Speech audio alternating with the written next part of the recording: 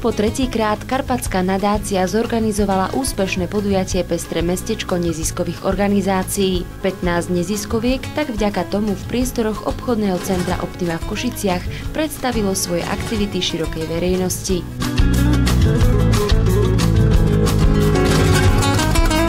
Pestré mestečko neziskových organizácií je projekt, ktorý Karpatská nadácia realizuje už 4 roky v spolupráci s Balónovou fiestou. Je akýmsi voľným trhoviskom neziskových organizácií, ktoré sa venujú rôznym témam na východnom Slovensku.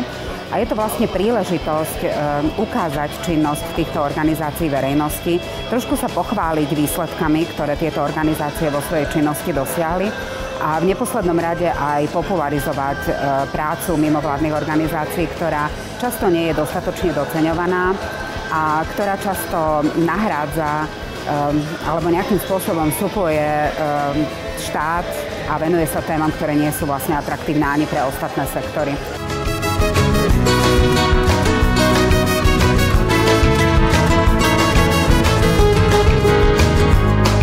Na 3. ročníku sa v Pestrom mestečku predstavilo 15 neziskových organizácií zo Slovenska i zahraničia. Z východného Slovenska to boli najmä organizácie, ktoré sa venujú témam životného prostredia, ochrany práv zvierat, ako aj organizácie zameriavajúce sa na rôzne zdravotné postihnuté obyvateľstvo a na osvetu týkajúcej sa práve tejto témy. Už ten názov napovedá, že sa zaoberáme ochranou životného prostredia. Tak viac sa špecializujeme na problém odpadov a problém toxického znečistenia. Venujeme sa tomu v podstate hlavne tým odpadom v takej plnej šírke od toho, že sa nejakým spôsobom zapájame do tvorby legislatívy a cez to, že pomáhame priamo obciam vymýšľať dobré systémy odpadového hospodárstva, dobrý spôsob separovaného zberu, až po to, že chodíme aj na takéto akcie aj normálne do ulic a ľudia nás môžu nájsť aj v uliciach, kde vysvetľujeme vlastne ľuďom tie problémy, prečo by sa do toho mali zapájať. Dnešok má význam. Má význam každá takáto akcia, kde sa môžeme ukázať a môžu sa títo ľudia proste ukázať a vlastne myslím si, že je síce na jednej strane dobré, že vznikajú chránené dielne a rôzne takéto pracoviska chránené, ale mne sa tam nepáči to slovíčko chránený. Pretože pred čím chránený? Mne to v podstate nedáva zmysel. Týchto ľudí netreba pred ničím chrániť. Týchto ľudí treba ukazovať a treba vytvárať bezprostredné každodenné kontakty a nie ich akoby nejakým spôsobom niekde zavrieť, tu buďte, tu pracujte, ale naopak, je to super, že tu sa môžeme ukázať aj s tým, ako pracujeme, čo sme vytvorili, ako sme to vytvorili a prenášajú určité posolstvá. Tu sme práve chceli poukázať na šikovnosť ľudí s mentálnym postihnutím. Máme v rámci toho voľného času aj pracovné terapie, konkrétne prácu s hlinou, teda hrnčiarstvo, ďalej prácu s prútim, teda výrobu košíkov a taktiež tkanie na tkacom stave.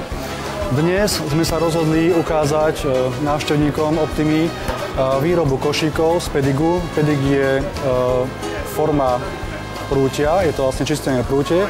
S tým, že vlastne práve aj naši členovia s mentálnym postihnutím učia spolu s nami návštevníkov Optimy postup. V Pestrom mestečku nechýbali ani organizácie, ktoré sa venujú umeleckým témam, ako aj estetickému vzdelávaniu znevýhodnenej mládeže a pozvanie taktiež prijali partneri Karpatskej nadácie z Ukrajiny, Maďarska či Rumunska.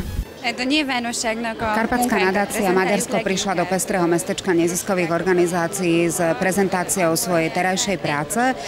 Máme k dispozícii materiály v anglickom jazyku, v slovenskom jazyku a väčšinu teda v maďarskom jazyku, ale napriek tomuto handicapu sme sa stretli s viacerými záujemcami, ktorí nám rozumeli a ktorí sa o našu prácu zaujímali. Karpatská nadácia v Maďarsku sa venuje hlavne finančnej pomoci neziskovým organizáciám, vyhlasuje rôzne grantové programy a takou hlavnou cieľovou skupinou, ktorej sa venujeme, sú znevýhodnené skupiny obyvateľstva vrátane Rómov, pre ktorých máme pripravené špeciálne programy.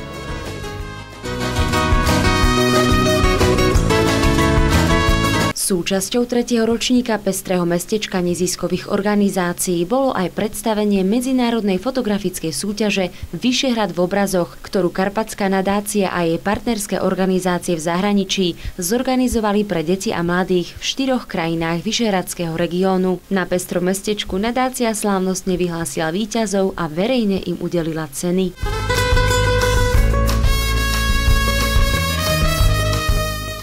Súťaž sa volá Vyšehrad v obrazoch alebo Vyšehrad in Images, keďže je medzinárodná a bola zameraná na takú mladšiu vekovú skupinu od 0 do 35 rokov. Cieľom súťaže bolo zviditeľniť krásy vyšehradských krajín, ktoré vlastne vo Vyšehradskom regióne sú 4 krajiny, Poľsko, Slovensko, Maďarsko a Česká republika. A celkovo sa snažíme touto súťažou aj celým projektom zviditeľniť spoluprácu neziskových organizácií, ktoré v regióne pracujú a aj vlastne urobiť ten región alebo priblížiť jeho atrakcie aj bežným ľuďom, ktorí možno radi cestujú do zahraničia a niektorí si málokedy všímajú, že veľa krás máme aj tu. Konkurencia bola silná, mali sme z čoho vyberať a myslím si, že nakoniec aj zvíťazili tie najlepšie fotografie. Karpatská nadácia v rámci Pestrého mestečka predstavila aj Karpatskú vandrovku. Je to jedinečný darcovský pochod, inovatívna forma získavania finančných prostriedkov na podporu rozvojových komunitných projektov na východnom Slovensku.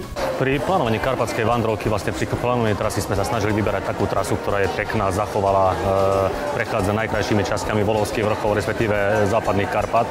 A náš výber padol na trasu od Štol z Kúpeľov smerom na Košice. Je to zhruba 50 km úsek, prechádza časťami, ktoré sú veľmi zachované. Minulý rok boli ľudia v rôznej vekovej kategórii, boli od 25 rokov až po 55. Každý to hravo zvládol. Dá sa to prejsť za nejakých 10-12 hodín podľa fyzickej kondícii. Karpatská vandrovka víta každého športovca, amatéra, nadšenca pri prírodu, no aj bežného, obyčajného človeka so zmyslom pre dobrodružstvo, ktorý chce otestovať svoju výdrž a sily a rád podporí pozitívne zmeny na východnom Slovensku. Účastníci vandrovky darujú 100 eur do fondu Karpatskej vandrovky a po pochode spolu rozhodujú o tom, aké projekty budú z ich darov podporené. Karpatská vandrovka 2011 sa koná v sobotu 24. septembra. Ak máte chuť prijať túto 50-kilometrovú výzvu, všetky informácie nájdete na portáli www.karpatskavandrovka.sk. Celé podujatie Pestré mestečko neziskových organizácií sa konalo v rámci 18. ročníka balónovej fiesty. Spojenie takých dvoch silných podujatí s bohatým sprievodným kultúrnym programom tak do nákupného centra prilákalo stovky ľudí. Spojenie s balónovou fiestou sa nám zdalo veľmi praktické. Balónová fiesta je vlastne ako keby zabezpečovaná komerčnou organizáciou. My sme organizácia nezisková. Domnievali sme sa, že to bude taký dobrý koncept spojenia týchto dvoch typov organizácií a zároveň využitia silných stránok jednej aj druhej.